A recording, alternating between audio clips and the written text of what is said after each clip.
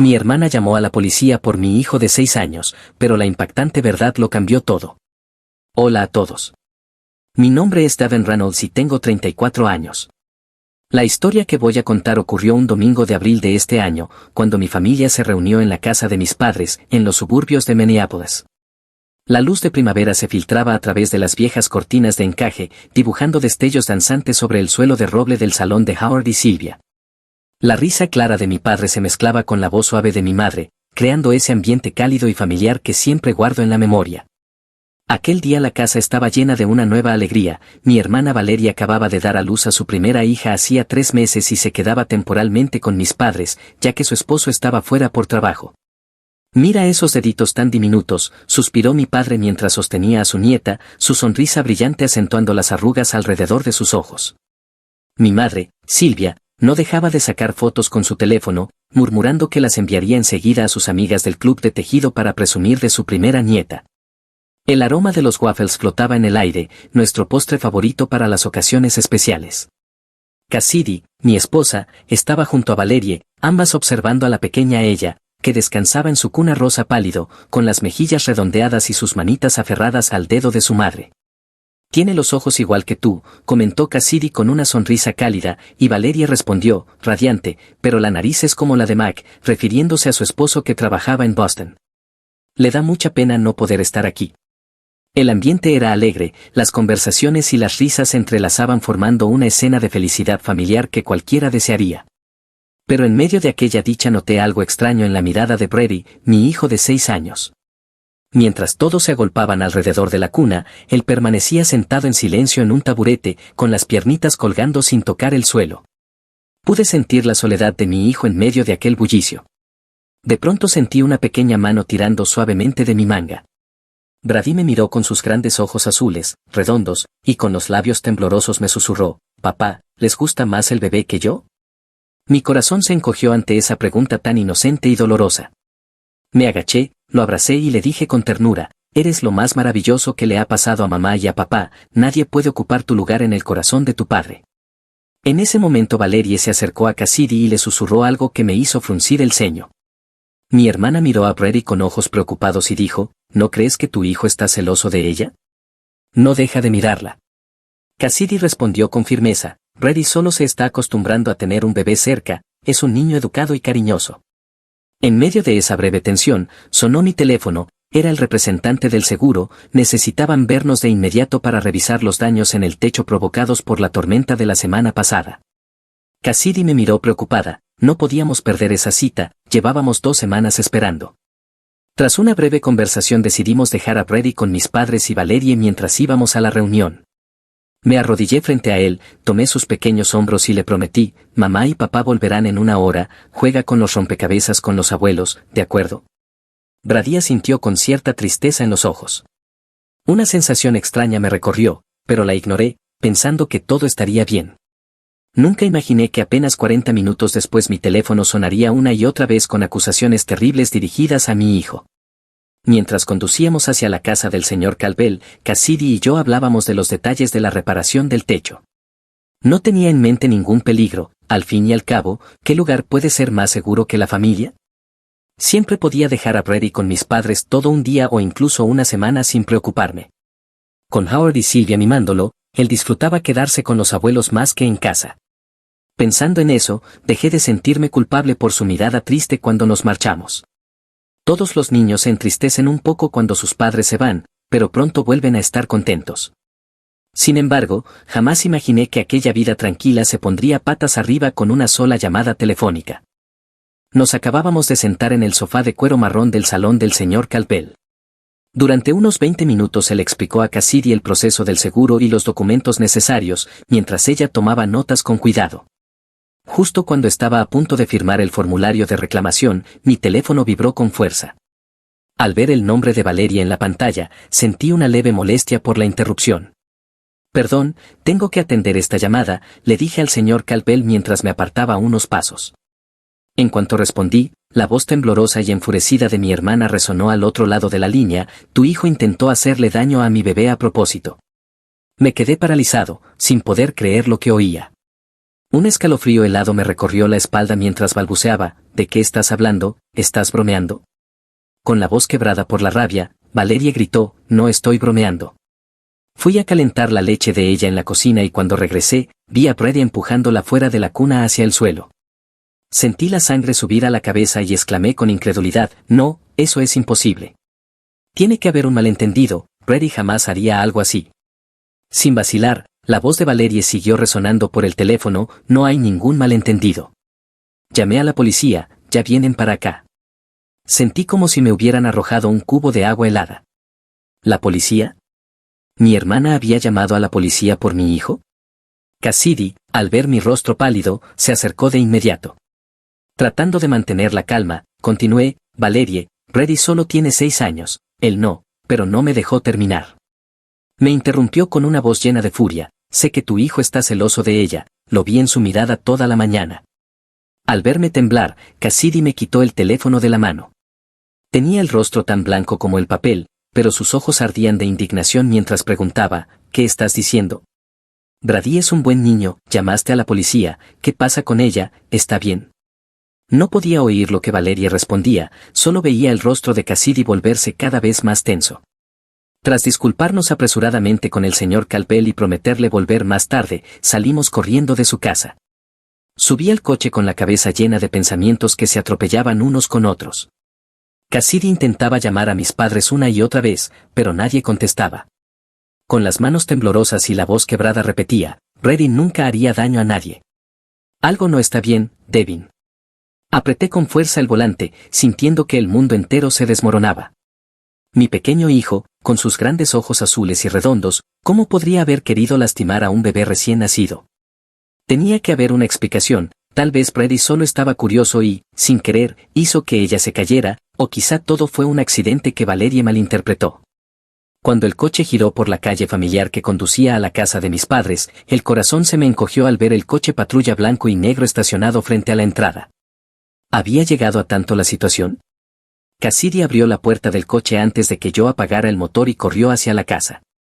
La seguí, con las piernas temblorosas, sintiendo que podían fallarme en cualquier momento. Al abrir la puerta, la escena ante nosotros fue mucho peor de lo que jamás podría haber imaginado. El salón de mis padres nunca me había parecido tan pequeño ni tan asfixiante. Ese lugar lleno de recuerdos, con las fotos familiares en las paredes y el antiguo reloj heredado de mi abuelo, de pronto se sentía ajeno, como si estuviera entrando en otro mundo, uno en el que todo lo que amaba y en lo que confiaba estaba siendo puesto en duda. 2 agentes de policía estaban de pie en el centro del salón. El mayor, de cabello entrecano, observaba la situación con seriedad, mientras el más joven escribía sin parar en su libreta. No había juicio en sus miradas, pero su presencia era una acusación silenciosa contra mi familia.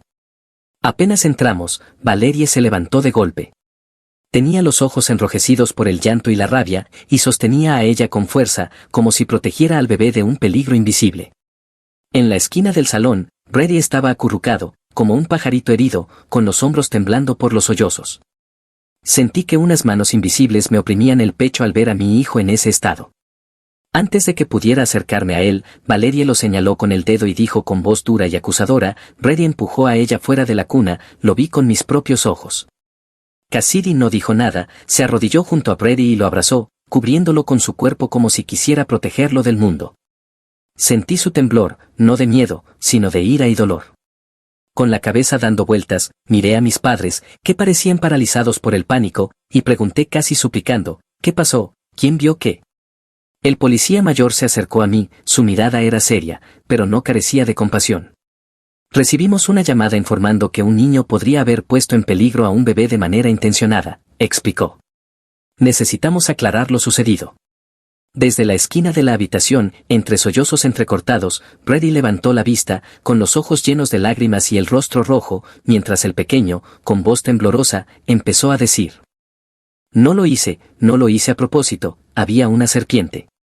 Al oír eso, Valerie casi saltó de la silla, los ojos desorbitados, y gritó con una fuerza que hizo que ella se sobresaltara y comenzara a llorar, no había ninguna serpiente.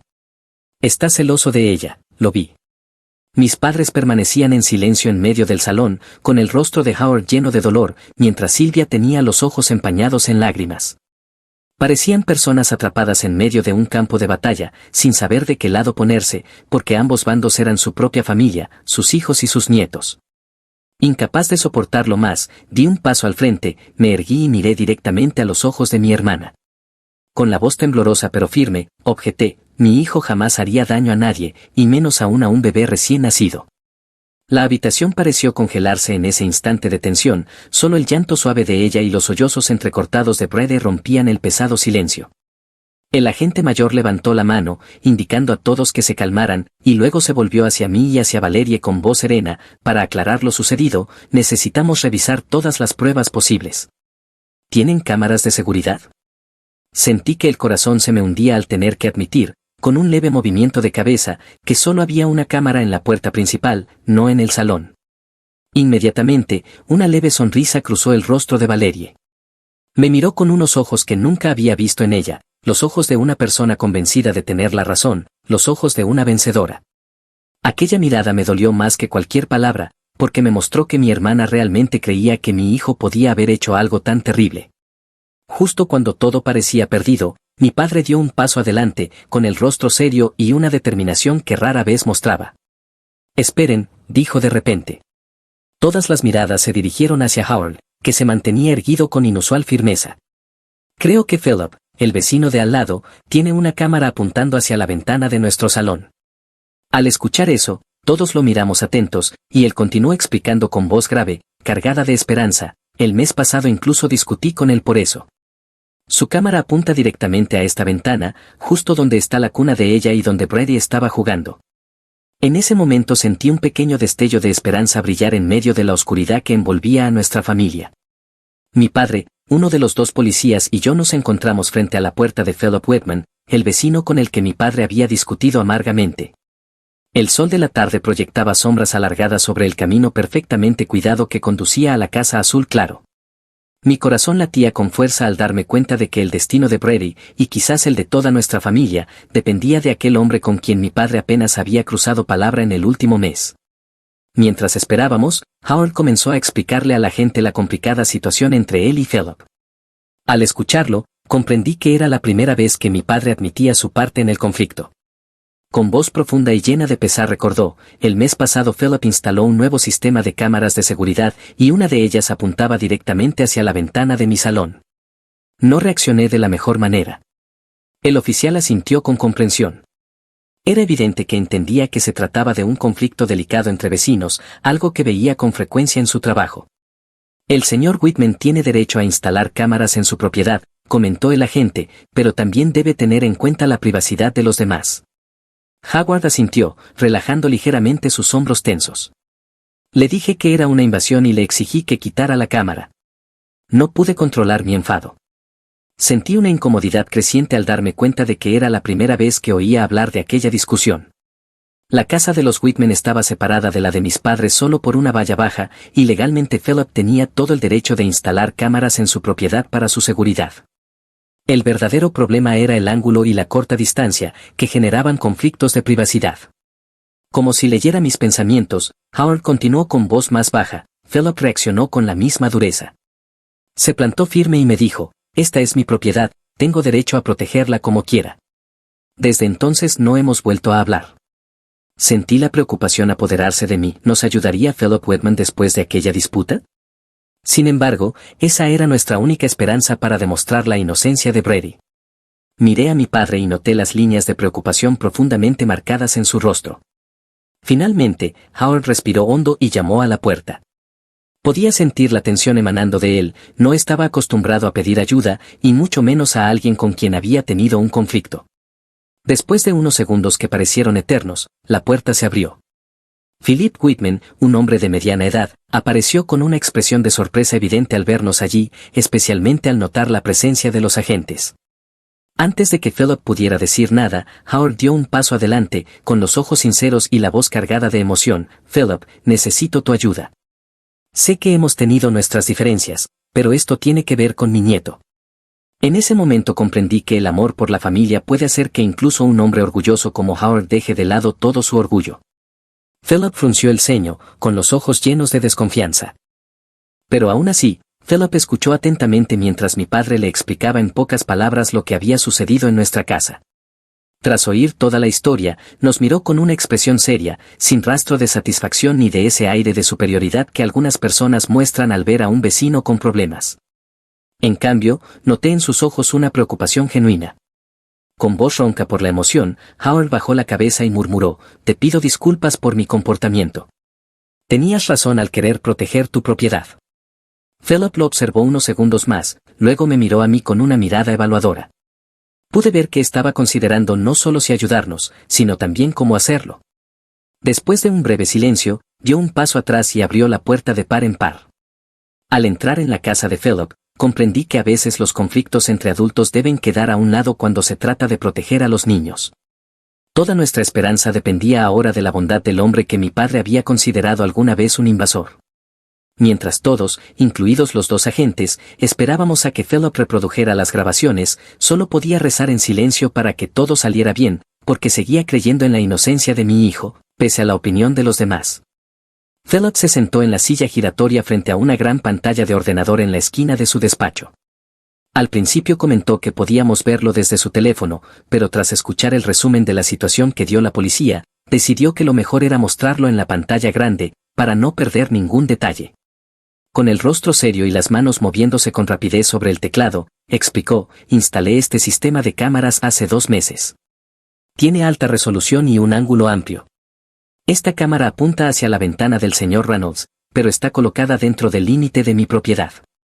Con unos pocos clics, Philip localizó rápidamente el fragmento de video con la marca de tiempo exacta del incidente. «Aquí está, hace aproximadamente 1 hora», dijo mientras presionaba reproducir. La habitación quedó en silencio cuando las imágenes comenzaron a mostrarse en la pantalla. El ángulo era desde el exterior, pero a través de la ventana abierta se podía ver todo lo que ocurría en el salón de mis padres con una nitidez sorprendente. En el video, Valeria parecía sosteniendo a ella y colocándola con cuidado en la cuna junto a la ventana. Ajustó la almohada y la manta, luego encendió la televisión a un volumen algo alto, quizá por costumbre, para disimular los ruidos del exterior. A continuación, la cámara captó a Howard y Sylvia saliendo del salón. Antes de irse, Sylvia se inclinó para besar la frente de Brady, y se veía claramente a Howard agacharse y decirle algo a su nieto. «Jugaremos con los rompecabezas cuando termine de arreglar la tubería», confirmó Howard en voz baja, lleno de remordimiento. «Sí, realmente había un problema con una tubería», añadió. Fuimos al patio trasero unos 10 minutos. En la pantalla, Brady aparecía sentado solo en el sofá, mirando de vez en cuando hacia la cuna con la curiosidad natural de un niño.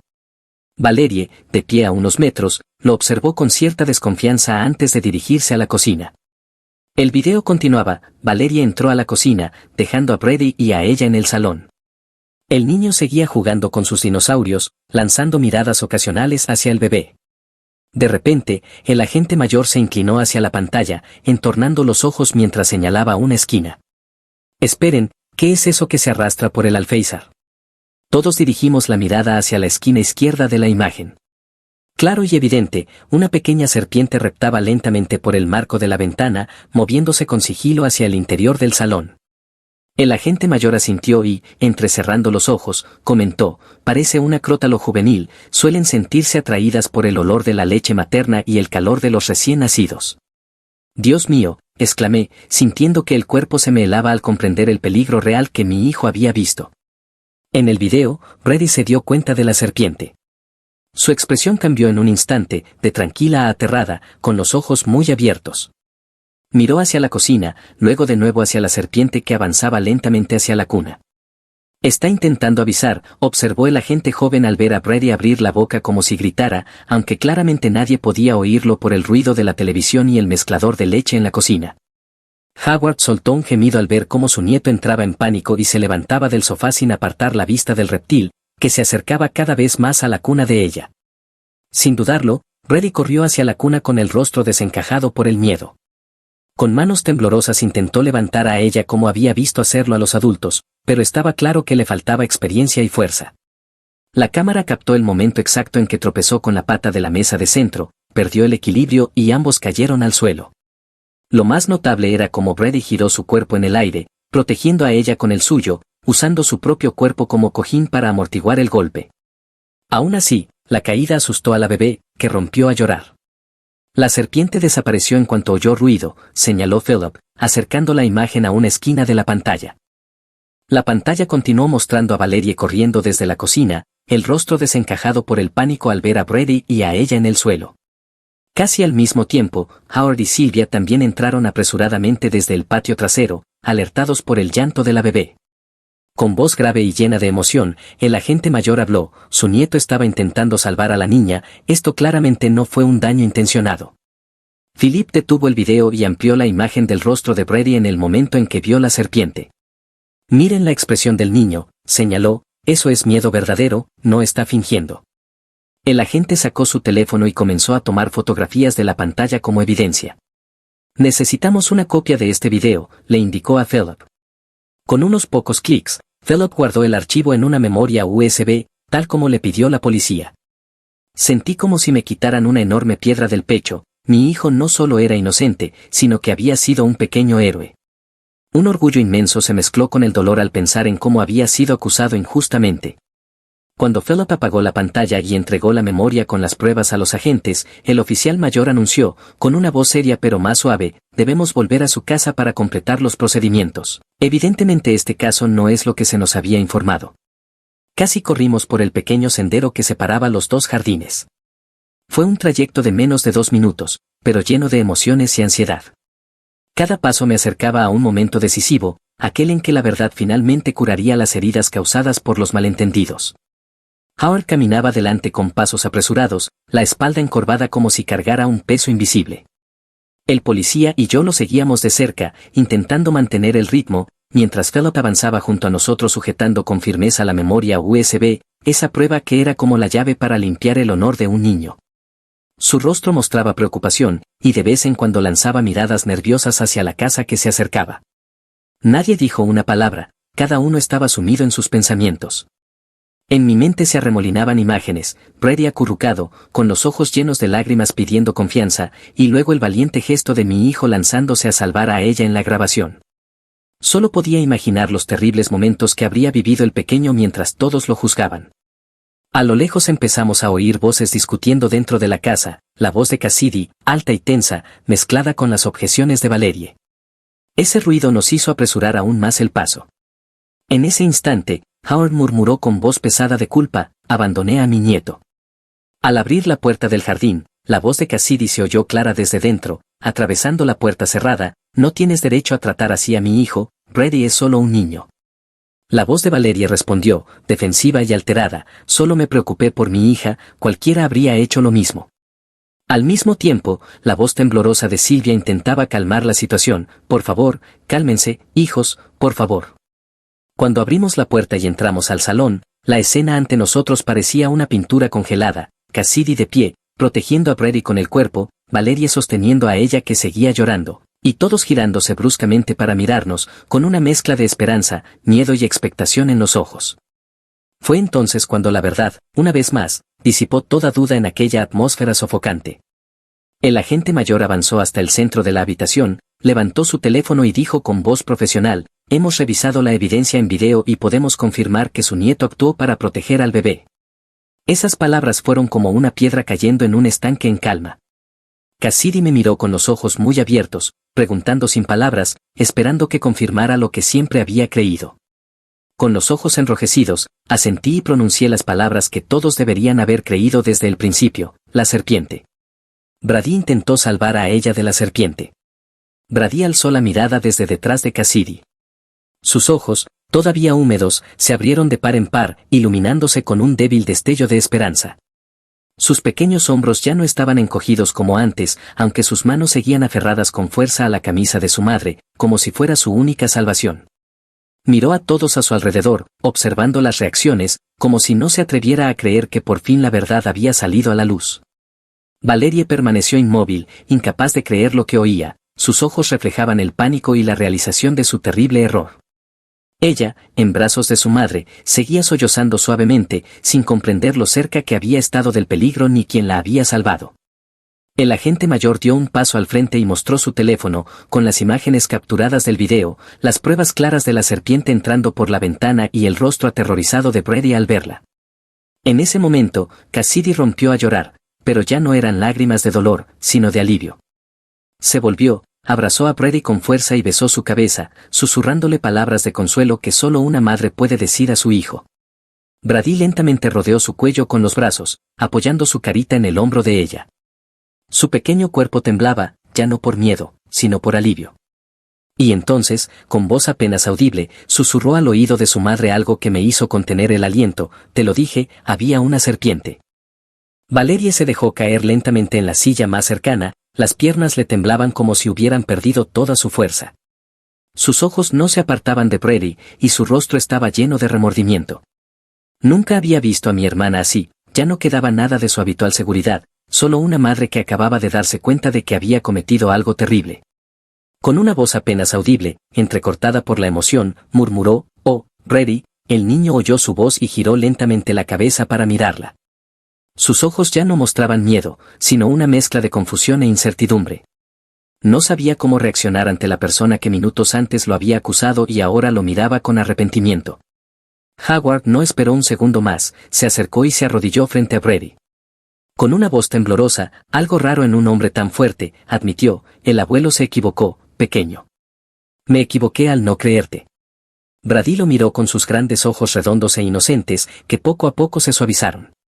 Mi hijo tenía un corazón bondadoso, como todos los niños, y vi como una pequeña sonrisa aparecía en la comisura de sus labios, no una sonrisa alegre, sino la de un niño al que por fin le habían quitado un peso demasiado grande de encima. El agente mayor tomó la palabra para aliviar el ambiente cargado. «Retiraremos todos los cargos y redactaremos un nuevo informe». La cámara del señor Whitman registró todo con claridad. Sylvia se volvió hacia Philip con una gratitud inmensa. «Señor Whitman, por favor, quédese a cenar con nosotros, es la única forma de expresar nuestro agradecimiento». Philip negó con suavidad, con una mirada comprensiva. «Gracias, señora, pero creo que su familia necesita estar a solas. Volveré otro día». Cuando la puerta se cerró tras los policías y Philip, nos quedamos allí de pie, como extraños en nuestra propia casa. Cada uno cargaba con una herida invisible que nadie sabía cómo curar. Tras completar los procedimientos y disculparse, los agentes se marcharon con un informe que dejaba constancia de que no hubo ninguna conducta dañina intencionada. El salón quedó en un silencio pesado, roto solo por el tic-tac del reloj, que sonaba más fuerte de lo habitual, marcando cada segundo que pasaba. En medio de esa atmósfera asfixiante, Valerie fue la primera en hablar. Su voz era temblorosa y llena de arrepentimiento. «Brady, lo siento de verdad. Me asusté y reaccioné sin pensar, no te creí cuando debía hacerlo». Brady no se separó del abrazo de Cassidy. Sus ojos enrojecidos miraban a Valerie con recelo, su pequeño cuerpo estaba tenso, como el de un animalito herido dispuesto a huir. Sus manos se aferraban con fuerza a la camisa de su madre. Cuando Valerie intentó acercarse, Brady retrocedió, y sentí que el corazón se me oprimía. Cassidy se levantó de inmediato, los ojos ardiendo con un fuego protector, y dijo con voz firme: «Por favor, mantente alejada de mi hijo». Sentí una mezcla de rabia y tristeza, pero me contuve. Brady estaba observando, y mi enojo no ayudaría. Lo que él necesitaba ahora era calma, no más adultos perdiendo el control. Howard se puso de pie, los hombros caídos como si cargara el peso del mundo. Las arrugas de su rostro parecían más profundas mientras decía con voz grave y llena de remordimiento: «Todos tenemos culpa aquí, no escuché a mi nieto». En ese momento, Sylvia comenzó a llorar, cubriéndose el rostro con las manos, avergonzada. Sus sollozos resonaban por la habitación mientras susurraba: «¿Qué le hemos hecho a nuestro nieto?». Cassidy miró a Valerie con los ojos aún encendidos de ira y le preguntó: «¿Cómo pudiste llamar a la policía sin investigar a fondo?». Valerie negó con la cabeza, las lágrimas volvían a correrle por las mejillas, borrando el rímel. Cuando vi a ella caer, el instinto materno me dominó por completo, estaba demasiado asustada para pensar con claridad. En medio de aquella tensión, Brady habló de pronto, con una voz pequeña y temblorosa, como un soplo de aire. «Solo quería salvar al bebé». Esas simples palabras atravesaron mi corazón como un cuchillo. Intenté contener las lágrimas, pero el ardor en mis ojos crecía con fuerza. En su inocencia, mi hijo había demostrado un valor y una ternura que nosotros, los adultos, no supimos reconocer. Después de un momento mirándonos en silencio, Cassidy y yo entendimos que era hora de marcharnos. Aquel ambiente asfixiante ya no era seguro para Brady.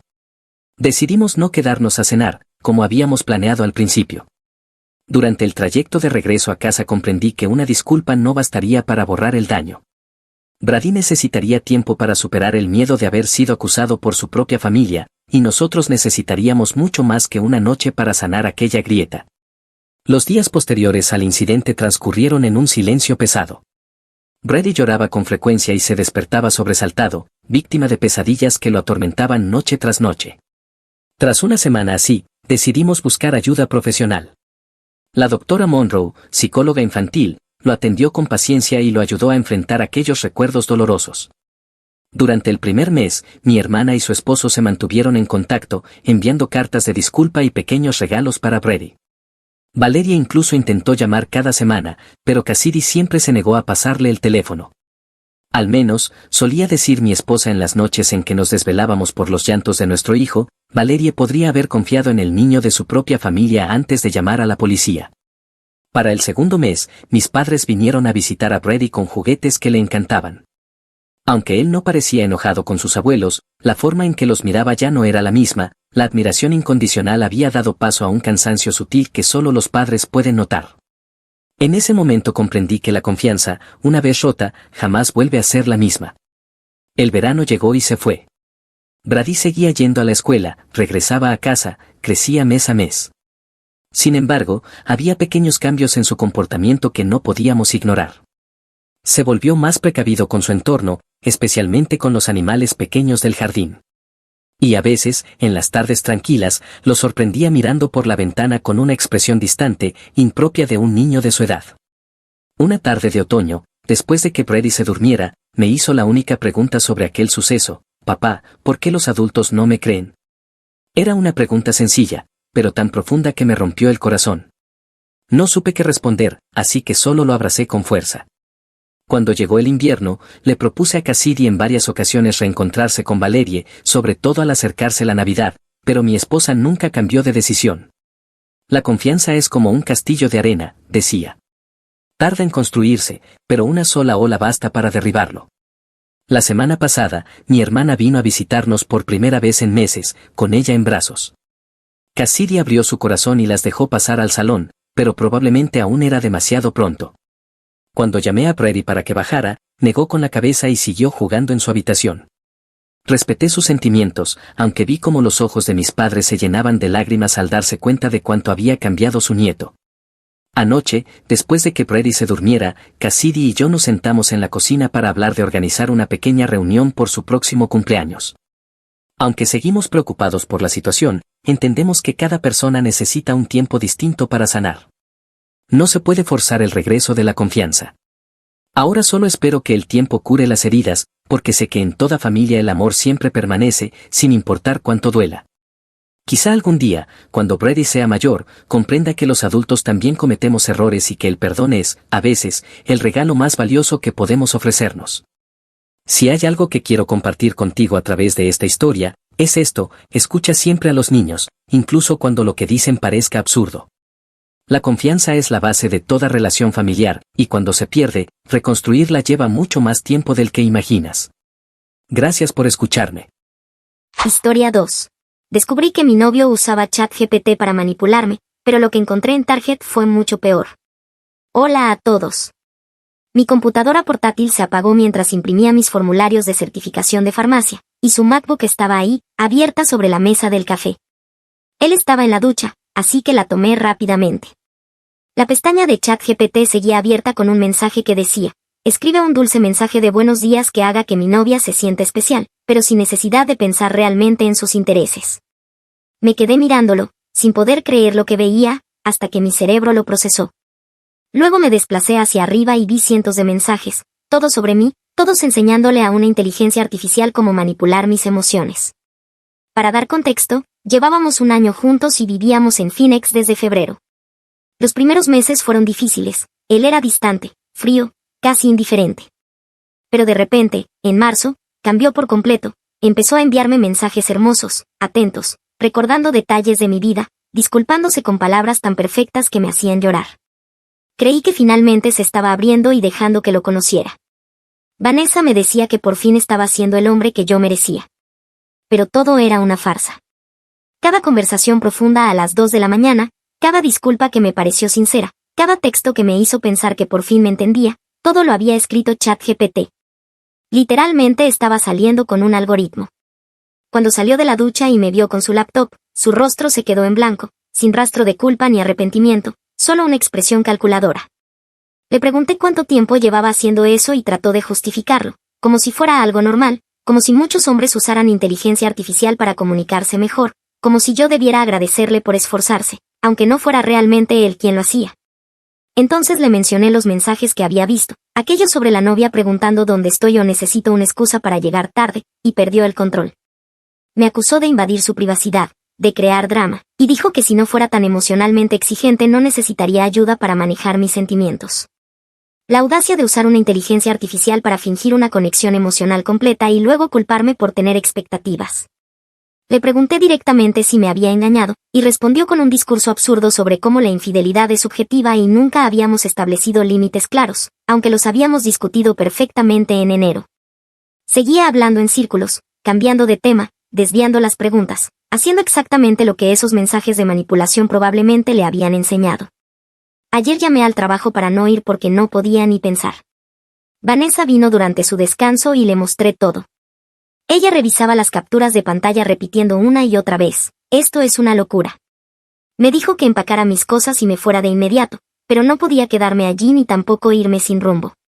Así que por la tarde le dije a Omar que me quedaría con Vanessa unos días para despejarme. No intentó detenerme, solo dijo que era lo mejor y que necesitaba espacio. Tiré algo de ropa en mi bolsa del gimnasio y salí. Pero no fui directamente a casa de Vanessa. No podía dejar de pensar en todos esos mensajes sobre excusas y noches fuera, y algo me dijo que debía averiguar a dónde iba realmente. Conduje hasta la fitness de Camelback, donde siempre decía que hacía ejercicio. Su Jeep Cherokee no estaba allí. Revisé el estacionamiento 2 veces. Luego pasé por su edificio de oficinas, aunque había dicho que trabajaría desde casa esa semana. Tampoco estaba su coche.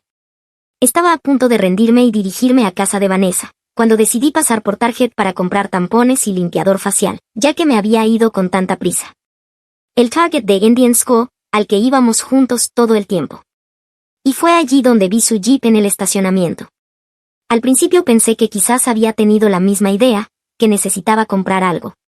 Pero cuando entré y giré por el pasillo principal, lo vi de pie en la sección de bebés con una chica que nunca había visto, una chica muy embarazada, y estaban mirando cunas juntos. No parecían amigos ni primos. Él tenía la mano sobre su espalda baja y ella se inclinaba hacia él, mostrándole algo en su teléfono mientras reían. Parecían cualquier otra pareja eligiendo muebles para la habitación del bebé. Ella llevaba una de esas camisetas de anuncio de embarazo. Me quedé paralizada detrás de una estantería de pañales, observándolos. Ella se acariciaba el vientre y él hacía lo mismo, hablando animadamente sobre si necesitaban un cambiador o si bastaba con una cómoda. Esa mujer estaba embarazada de lo que claramente era su bebé, y estaban comprando muebles para el bebé un miércoles por la tarde, mientras yo supuestamente estaba en casa de mi mejor amiga tratando de procesar la traición del ChatGPT. La chica mencionó que su madre quería organizarles un baby shower el próximo mes, y Omar le besó la frente, ahí mismo, en Target. Luego ella dijo que iba a mirar bodies y caminó hacia la sección de ropa. Omar se quedó mirando su teléfono. No sé qué me impulsó, pero caminé directamente hacia él. Levantó la vista y vi cómo se le iba el color del rostro. Dio un paso atrás y casi tiró una exhibición de biberones. Empezó a balbucear que no era lo que parecía, que podía explicarlo, pero lo interrumpí y le pregunté quién era ella. Intentó decir que era su prima Lana, de visita desde San Diego, y que estaba teniendo problemas de pareja, así que la ayudaba a elegir cosas. Pero yo no era estúpida, los había visto juntos. Le pregunté de cuántos meses estaba su prima y respondió 7. 7 meses. Le pregunté cuándo exactamente se enteraron y se quedó mudo, abriendo y cerrando la boca como un pez. Entonces la chica volvió por la esquina con unos calcetines diminutos en la mano, y al vernos se detuvo en seco. La expresión en su rostro me lo dijo todo, sabía perfectamente quién era yo. Se quedó helada y dijo, Omar, ¿qué demonios?, con un tono que no era precisamente el de una prima agradecida. Omar empezó a intentar calmar a las dos, diciéndole a ella que todo estaba bien y a mí que saliéramos a hablar, pero me quedé allí, firme, en el pasillo de bebés, y le pregunté directamente a la chica cuánto tiempo llevaba con Omar. Ella lo miró, me miró a mí. Podía ver cómo ella hacía cálculos en su cabeza, intentando descifrar qué le había contado él y que era realmente cierto. Dijo que llevaban juntos 2 años, 2 años desde antes de que yo lo conociera. Le pregunté si vivía con él y respondió que no, que tenía su propio apartamento en Scottsdale, pero que a veces se quedaba en su casa los fines de semana. Su casa, el lugar que supuestamente era nuestro hogar, al que nos mudamos juntos en febrero. Le pregunté si sabía de mi existencia y me miró confundida, diciendo, ¿de qué hablas? ¿Quién eres tú? En ese momento Omar intentó ponerse entre nosotras, tratando de guiarme hacia la salida, pero aparté su mano de mi brazo y le dije, soy su novia, Elena. Vivo con él desde febrero en el apartamento de Monroe. La expresión de su rostro cambió por completo, tuvo que apoyarse en el estante junto a ella para no perder el equilibrio. Empezó a preguntarle a Omar si eso era cierto, si vivía con otra mujer, por qué le haría algo así, y él solo nos miraba, intentando decidir qué incendio apagar primero. Un empleado de Target se acercó preguntando si todo estaba bien, y Omar agarró del brazo a la chica embarazada intentando llevarla fuera, diciendo que necesitaban hablar en privado. Pero ella se soltó y me preguntó directamente dónde en Monroe vivíamos. Le dije el nombre del complejo y el número del edificio. Sacó su teléfono con las manos temblorosas, buscó algo y me lo mostró. Era un mensaje de texto de Omar, enviado 2 días antes, que decía, no puedo esperar para verte este fin de semana, cariño. Te prepararé tu cena favorita. El mismo mensaje que me había mandado a mí la semana anterior, palabra por palabra. Empezó a llorar allí mismo, en la sección de bebés, preguntando cuánto tiempo, cómo podía hacerle eso. Ella estaba a punto de tener su hijo, y yo me quedé paralizada, comprendiendo que todas esas noches en que decía estar en el gimnasio, o trabajando hasta tarde, o ayudando a su amigo Bo a mudarse, o inventando cualquier excusa, en realidad estaba con ella. Había estado viviendo una doble vida completa. Lo de ChatGPT no era solo por falta de empatía, era su manera de manejar 2 relaciones completamente separadas sin ser descubierto. Omar intentaba calmarla, diciendo que debían hablar de eso en casa, no en público, pero ella seguía preguntando por mí y cuando había metido a otra mujer en su apartamento. Le dije que en febrero, y ella literalmente jadeó, diciendo que justo entonces él le había dicho que necesitaba espacio por el estrés del trabajo, que quería enfocarse en su carrera y estar solo para aclarar sus ideas. Por eso ella se había quedado en Scottsdale, porque él la convenció de que necesitaba espacio, mientras en realidad me estaba mudando conmigo al que ella creía que sería su futuro hogar. El empleado volvió con un gerente y nos pidió que nos calmáramos o saliéramos de la tienda. La chica estaba destrozada, llorando sin control, con el maquillaje corriéndosele por la cara, y yo solo me sentía vacía. Omar intentaba tocarle el hombro y ella se apartaba una y otra vez. Me miró y me preguntó si yo sabía que ella existía, y le respondí que no, no hasta hacía 5 minutos. Le pregunté si ella sabía de mí, y negó con la cabeza. Nos quedamos las dos mirándolo, a ese hombre que había usado una inteligencia artificial para escribir mensajes perfectos para ambas, que nos había mantenido completamente separadas, que iba a tener un hijo con ella mientras construía una vida conmigo, y que aún así seguía intentando controlar la situación, diciéndonos que debíamos calmarnos y hablar como adultos. Lana tomó un body del carrito y se lo lanzó, no con fuerza, era ropa de bebé, pero el gesto lo decía todo. Luego pasó junto a nosotros y se dirigió a la salida. Empecé a seguirla, pero Omar me agarró de la muñeca intentando detenerme. Me solté bruscamente y le dije, no vuelvas a tocarme jamás. Seguí a Lana hasta el estacionamiento. Estaba llorando y tratando de recuperar el aliento. Le pregunté si estaba bien, y se rió con amargura, diciendo, ¿te parece que estoy bien? Nos quedamos allí, en el estacionamiento de Target, 2 mujeres engañadas por el mismo hombre, mirando cómo salía de la tienda cargando los artículos para el bebé que habían elegido juntos. Intentó acercarse a Lana, pero ella le gritó que se alejara. Me miró como si esperara que lo ayudara o lo calmara, pero solo lo observé en silencio. Terminó subiendo las cosas a su jeep y se marchó, dejándonos a ambas allí, de pie, sin palabras. Lana y yo acabamos sentadas en la acera del estacionamiento durante casi 1 hora. Me contó todo, cómo se conocieron hace 2 años en un partido de los Suns, cómo él la persiguió sin descanso, cómo hablaron de casarse después de que naciera el bebé, cómo le propuso matrimonio la Navidad pasada y ella aún tenía el anillo en casa, aunque había dejado de usarlo desde que él le dijo en febrero que necesitaba espacio. Ella pensó que estaban superando una crisis, que él luchaba con el miedo al compromiso, nunca imaginó que la estaba reemplazando. De acuerdo, volví, y los últimos días han sido una locura absoluta. A todos los que comentaron en mi primera publicación, gracias, leí cada mensaje y, sinceramente, me ayudaron a no sentirme tan loca. Un agradecimiento especial a la persona que escribió que ese hombre está viviendo en una pesadilla de ciencia ficción creada por él mismo, porque eso es exactamente lo que es. Cuando me quedé en la historia anterior, Lana y yo seguíamos sentadas en la acera del estacionamiento de Target, y ella me contaba todo sobre su relación. Pasamos más de una hora comparando notas, y cada cosa que decía me hacía querer gritar. Los viajes románticos de fin de semana que le hizo creyendo que eran conferencias de trabajo, las cenas de aniversario en los mismos restaurantes a los que me llevó a mí, los planes reciclados, las mentiras repetidas. Literalmente había duplicado cada cita, cada palabra. Finalmente, Lana dijo que necesitaba irse a casa a procesarlo todo, y sinceramente yo también. Me preguntó si quería su número, y acepté, aunque enseguida me sentí rara, porque ¿qué se supone que somos ahora? ¿Compañeras de trauma? No somos amigas, somos dos mujeres que fueron engañadas por el mismo hombre. Intercambiamos números, pero ninguna escribió después. Conduje hasta el apartamento de Vanessa en Tempe, y en cuanto abrió la puerta, rompí a llorar sin poder controlarme, temblando, sin poder respirar, con el maquillaje corrido. Me abrazó y me metió adentro mientras le contaba todo lo que había pasado en Target. No dejaba de repetir Dios mío y qué carajo una y otra vez mientras hablaba. Su novia Andrea llegó del trabajo alrededor de las 8 de la noche, Vanessa le explicó todo, y Andrea literalmente dijo que quería encontrar a Omar y rayarle el jeep. Esa noche me quedé en casa de Vanessa y Andrea, y mi teléfono no paraba de sonar. Omar me llamó 17 veces, dejó varios mensajes de voz que ni siquiera tuve fuerzas para escuchar, y envió más de 40 mensajes que empezaban con por favor, déjame explicarlo, no es lo que piensas, estás entendiendo mal. La audacia de decirme que yo estaba malinterpretando todo, cuando lo había visto con mis propios ojos comprando cunas con su prometida embarazada.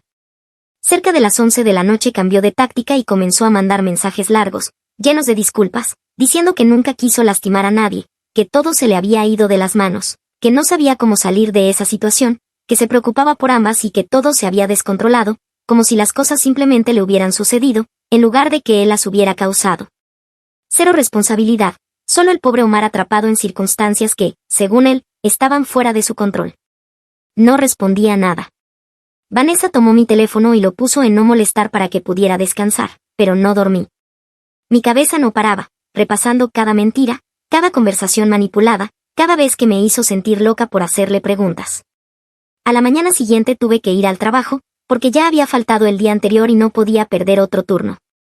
A mediodía, Omar me mandó un mensaje pidiendo vernos para hablar, decía que me debía una conversación real, sin distracciones. No respondí, aunque, siendo sincera, sentía curiosidad. ¿Qué tipo de explicación pensaba que podía funcionar en esta situación? ¿Qué le dirían los prompts de ChatGPT sobre cómo explicarle a tu novia que tienes una prometida embarazada? Después del trabajo, volví al apartamento porque necesitaba mi ropa y mi laptop.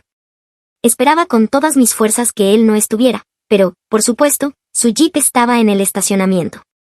Me quedé en el coche unos 10 minutos, dudando si debía marcharme y regresar más tarde, pero me llené de rabia. Ese apartamento también era mío, estaba en el contrato, había pagado la mitad de los muebles. ¿Por qué debía esconderme yo? Entré, y él estaba en el sofá con su laptop, probablemente escribiendo nuevas tácticas de manipulación con IA. En cuanto me vio, se levantó enseguida y empezó a hablar de lo contento que estaba de que hubiera vuelto a casa, de que necesitábamos discutir todo como adultos. Pasé de largo y fui directo al dormitorio, empecé a meter mi ropa en la maleta. Él me siguió, intentando explicarse. Dijo que su relación con Lana era complicada y que básicamente había terminado antes de conocerme, pero que luego ella se quedó embarazada y sintió la obligación de seguir involucrado, que ya no estaban realmente juntos, que solo estaban tratando de coparentar antes de que naciera el bebé.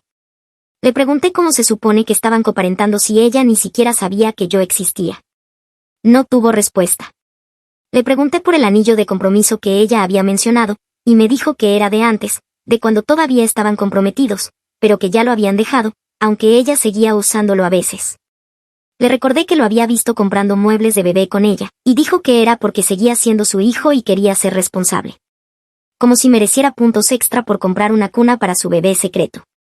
Luego le pregunté por los mensajes idénticos que había mandado a las dos, y tuvo la osadía de justificarse diciendo que solo intentaba hacernos felices, ser un buen compañero para ambas, y que la inteligencia artificial lo ayudaba a mantenerse organizado y atento. Organizado, como si fuéramos tareas en una lista. Le pregunté cómo pensaba mantener eso a largo plazo, cuál era su plan exactamente. ¿Seguiría ocultándonos en distintos códigos postales? ¿Mentiría eternamente con excusas de viajes de trabajo y sesiones de gimnasio? Un bebé no es algo a tiempo parcial. ¿Pensaba ir de una casa a otra sin que nadie se diera cuenta? Dijo que no pretendía mantenerlo por mucho tiempo, que intentaba encontrar la manera de terminar con Lana sin abandonar a su hijo, pero que después me conoció y se enamoró, y todo se complicó. Enamorarse después de mentirme un año, después de usar inteligencia artificial para fingir conexión emocional, después de jugar a ser pareja conmigo mientras seguía comprometido con otra. Le pregunté cuándo exactamente pensaba contarme lo de Lana y el bebé, y admitió que no lo sabía, que esperaba el momento adecuado. El momento adecuado, aparentemente, era nunca, porque tuve que enterarme en un pasillo de bebés en Target. Mientras discutíamos, mi teléfono empezó a vibrar, era Lana. Fui al baño para contestar. Estaba llorando y me preguntó si estaba con Omar. Le dije que sí, y me rogó que le preguntara por qué llevaba todo el día ignorando sus llamadas. Al parecer, me estaba escribiendo a mí mientras la ignoraba completamente, jugando con nosotras incluso después de haber sido descubierto. Puse la llamada en altavoz y le pregunté directamente a Omar por qué no contestaba a Lana.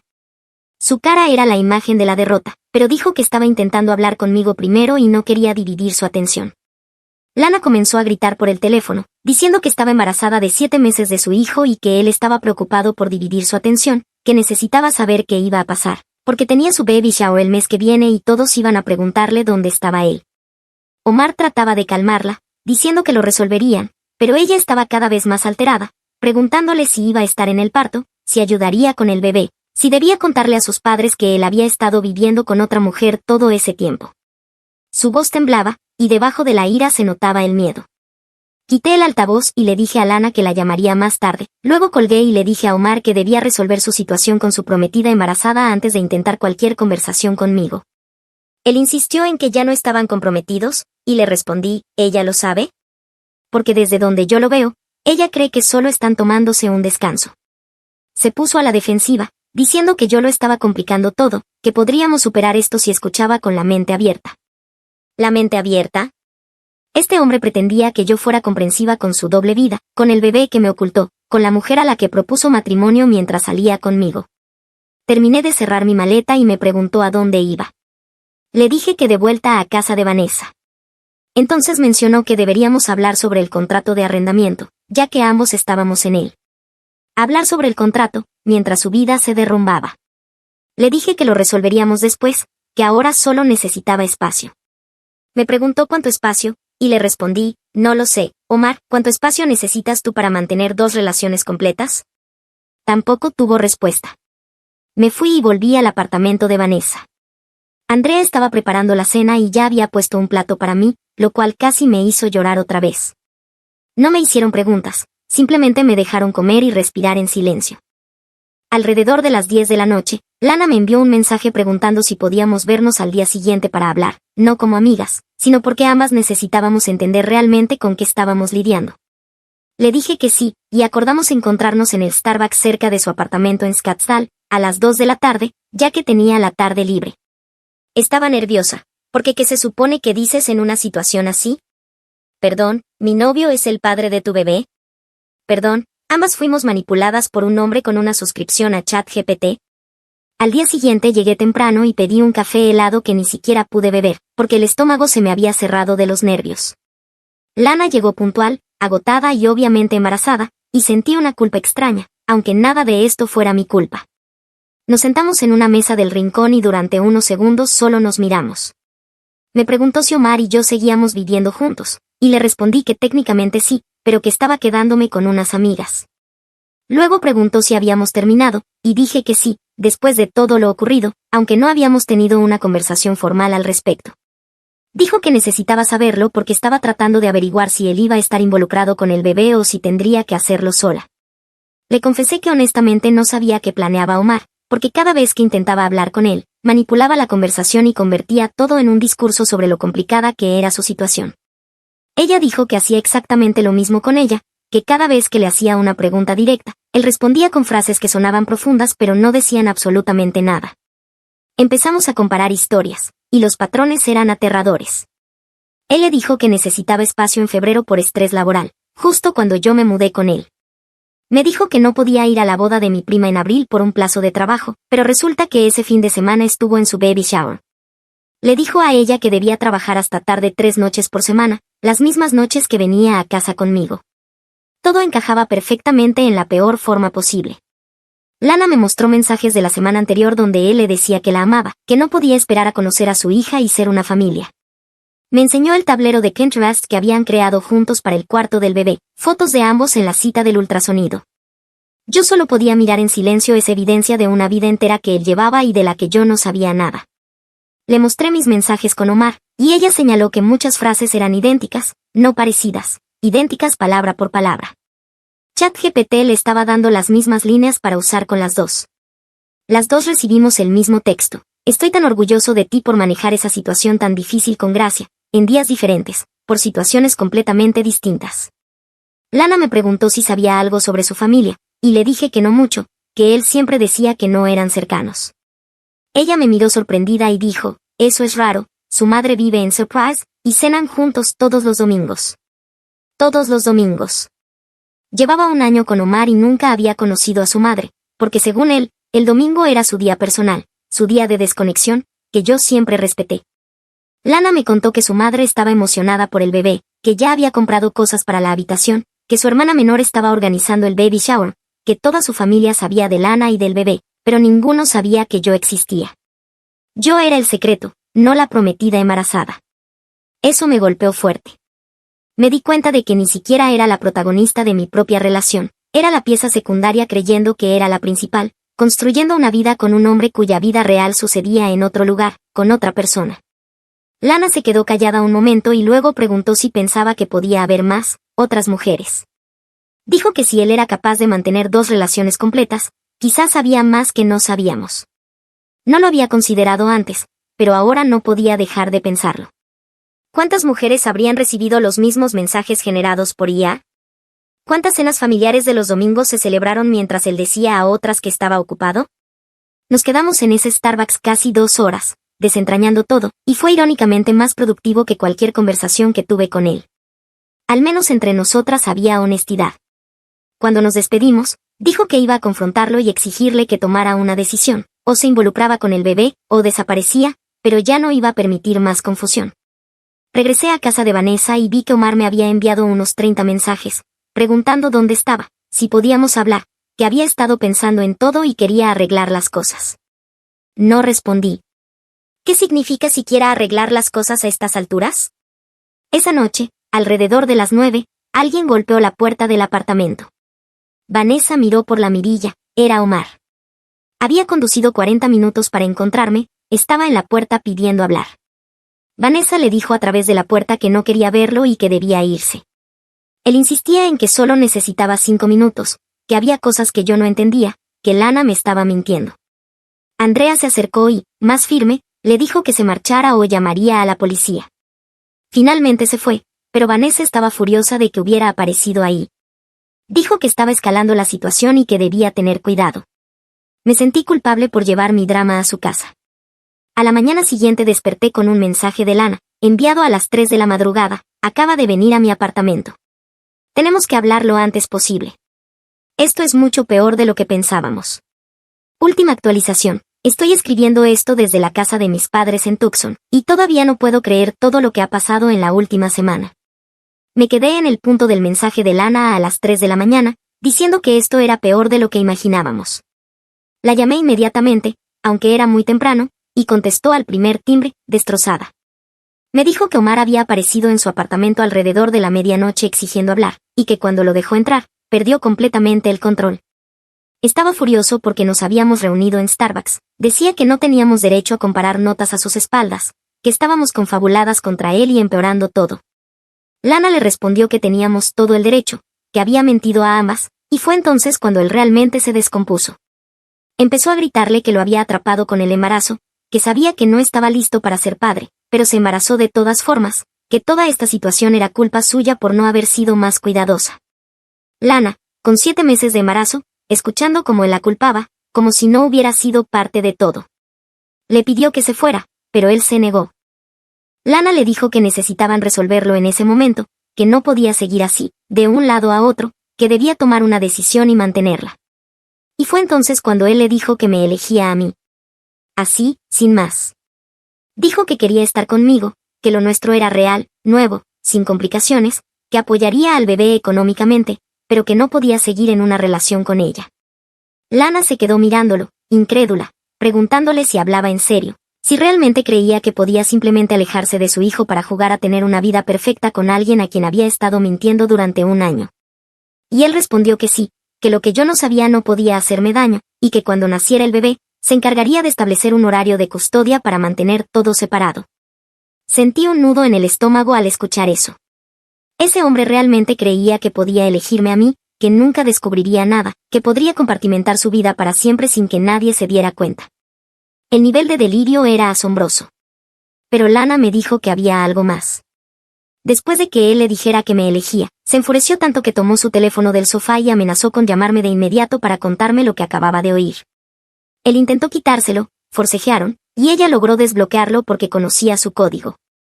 Fue entonces cuando vio los mensajes, no mensajes para mí ni para ella, sino para alguien llamada Giselle, acompañados de corazones.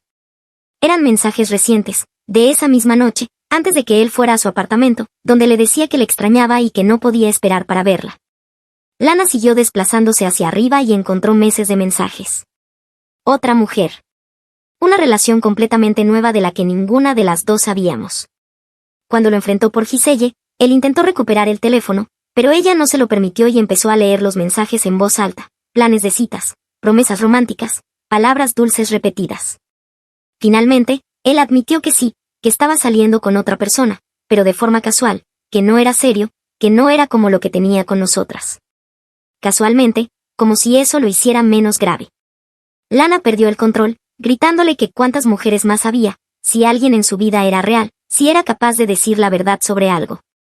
Él siguió minimizando todo, diciendo que Giselle era solo alguien a quien veía de vez en cuando necesitaba espacio del estrés, que no significaba nada. Como si eso debiera consolar a alguien. Lana le ordenó que se fuera, y finalmente lo hizo, pero estaba tan alterada que no pudo dormir. Fue entonces cuando me escribió. Me quedé en la habitación de invitados de Vanessa, a las 4 de la mañana, tratando de procesar que existía otra mujer. 3 mujeres que conocíamos, y quién sabe cuántas más.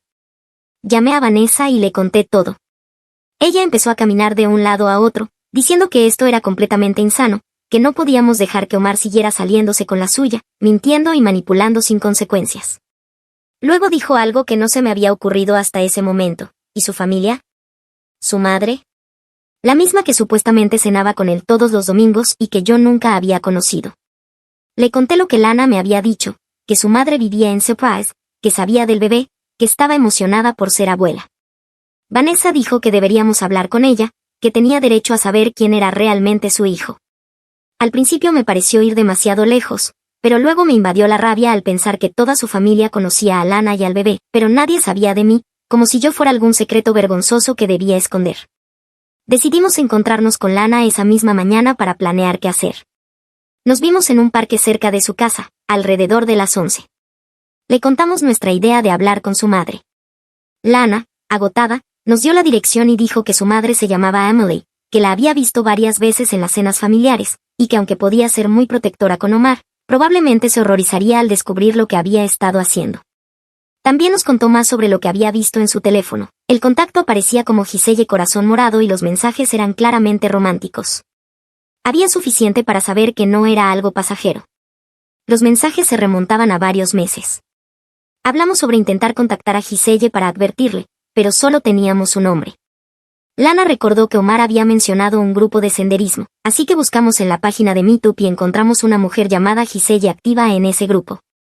Le enviamos un mensaje diciendo que necesitábamos hablar sobre Omar y que era urgente. Respondió en menos de una hora, preguntando qué pasaba y si él estaba bien.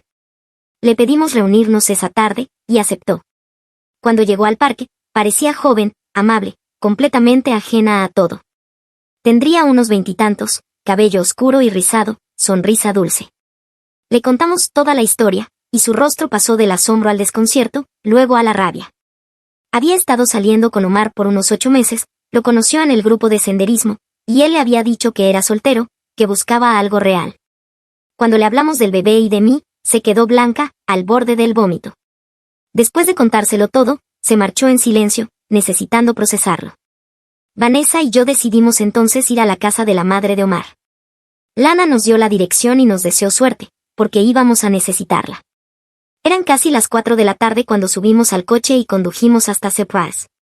El vecindario era tranquilo, casas bajas, jardines cuidados. Había un Camry plateado en la entrada. Me temblaban las manos mientras caminábamos hacia la puerta.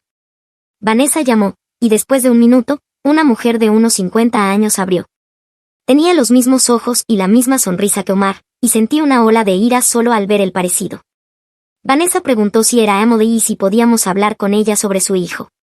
Parecía confundida, pero nos invitó a pasar. Su sala estaba llena de fotos familiares, y en varias aparecía Omar, sonriente, feliz, como si fuera una persona completamente normal.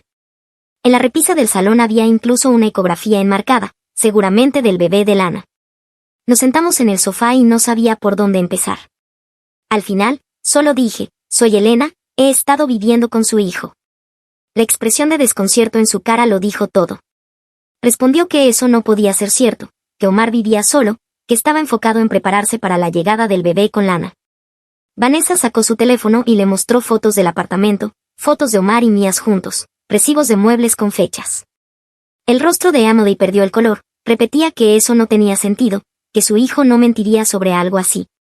Le dije que había mentido sobre muchas cosas, y que estábamos allí porque ella merecía saber la verdad. Le expliqué todo, la doble vida, como ni Lana ni yo sabíamos la una de la otra, como incluso había una tercera mujer llamada Giselle. Emily movía la cabeza, negando una y otra vez, diciendo, no, mi hijo no haría eso. Debe haber un error. Estará bajo presión. No lo entienden. Seguía defendiéndolo, diciendo que con el bebé por venir estaba estresado, que quizás había malentendidos, pero que era un buen hombre. Vanessa le preguntó cómo podía ser un malentendido que hubiera metido a una novia en un apartamento mientras se preparaba para ser padre con su prometida. Emily dijo que prometida era una palabra fuerte, que habían tenido problemas y se habían tomado un descanso, pero que estaban trabajando en ello por el bien del bebé. Le pregunté si sabía que se habían comprometido en Navidad, y dijo que sí, pero que lo habían dejado en febrero cuando las cosas se complicaron. Febrero. Justo cuando Omar le dijo a Lana que necesitaba espacio, y al mismo tiempo me mudó a mí a nuestro apartamento. Le mostré a Emily nuestro contrato de arrendamiento, con ambos nombres y la fecha del 15 de febrero. Lo miró durante un largo rato, y pude ver cómo algo cambiaba en su expresión. Entonces preguntó por qué estábamos realmente allí, qué queríamos de ella. Le dije, con toda honestidad, que solo quería que supiera quién era realmente su hijo. Que no era un padre estresado haciendo su mejor esfuerzo, sino un manipulador que había usado inteligencia artificial para fingir conexiones emocionales con varias mujeres, manteniéndonos a todas separadas para que nadie descubriera la verdad. Emily se puso a la defensiva, diciendo que estaba siendo cruel, que hablaba desde el resentimiento, que Omar ya la había llamado ese mismo día contándole que estaba atravesando un momento difícil con una novia que lo acusaba injustamente y estaba creando drama. Por supuesto, él ya se le había adelantado, plantando la idea de que yo era el problema. Le pregunté directamente si le parecía normal que, tras un año de relación con su hijo, nunca me hubiera conocido, que él me dijera que su familia no era cercana. Se quedó callada. Dijo que Omar le había mencionado a una chica con la que salía casualmente, pero que no era nada serio. Vanessa intervino entonces, explicando que no estábamos allí para atacar a nadie, sino porque 3 mujeres habían sido engañadas y manipuladas, y que quizá, si su propia madre conocía la verdad, podría ayudarlo a buscar ayuda real en lugar de seguir encubriéndolo. A Emily no le gustó eso. Dijo que teníamos mucho valor para presentarnos en su casa y decirle cómo debía criar a su hijo adulto. Se levantó y nos pidió que nos fuéramos, asegurando que hablaría con Omar, pero que no iba a quedarse allí escuchando a unas extrañas hablar mal de su familia. Me levanté también y le dije que ese era precisamente el problema. Todo el mundo seguía justificándolo, excusándolo, y por eso él creía que podía tratar así a la gente. Le recordé que Lana tenía 7 meses de embarazo y que la noche anterior él le había dicho que me elegía a mí, probablemente diciéndome algo distinto a mí y contándole otra historia diferente a ella. Emily respondió que las relaciones son complicadas y que no sabíamos por lo que Omar estaba pasando mentalmente. Le dije que tenía razón, que no lo sabíamos, porque había usado ChatGPT para escribir todas sus respuestas emocionales, así que nunca llegamos a conocerlo realmente. Me preguntó qué quería decir con eso de ChatGPT, y le expliqué todo, los mensajes, los prompts, las tácticas de manipulación, los guiones de gaslighting. La expresión en su rostro cambió, parecía genuinamente perturbada, aunque seguía a la defensiva. Mientras salíamos por la puerta, me volví y le dije, lamento ser quien se lo diga, pero su hijo está a punto de ser padre, y no está preparado, porque ha estado demasiado ocupado manteniendo mentiras en lugar de madurar. Los ojos de Amodei se llenaron de lágrimas, y solo respondió que estaba segura de que había 2 versiones de la historia. Le contesté, en realidad hay 3, quizá 4, dependiendo de a cuál mujer le pregunte. Y salí. Vanessa y yo nos quedamos en el coche unos minutos antes de arrancar. Ella suspiró y dijo, eso fue brutal. Y yo respondí, sí, pero al menos ahora lo sabe. Quizás empiece a hacerle preguntas reales en lugar de aceptar todas sus excusas. Durante el camino de regreso a Tempe, mi teléfono comenzó a sonar sin parar. Era Omar, llamando una y otra vez. Lo puse en altavoz y respondí. Estaba furioso, gritando, preguntando qué demonios hacía yendo a casa de su madre y alterándola, diciendo que no tenía derecho a involucrar a su familia en nuestros problemas de pareja. Le dije, nuestros problemas de pareja incluyen a tu prometida embarazada y a tu otra novia, así que tu familia ya está involucrada, te guste o no. Dijo que su madre estaba llorando, que su hermana lo había llamado, preguntando qué estaba pasando, y que yo había creado un desastre enorme sin motivo. Le respondí que el desastre ya existía, yo solo lo había hecho visible.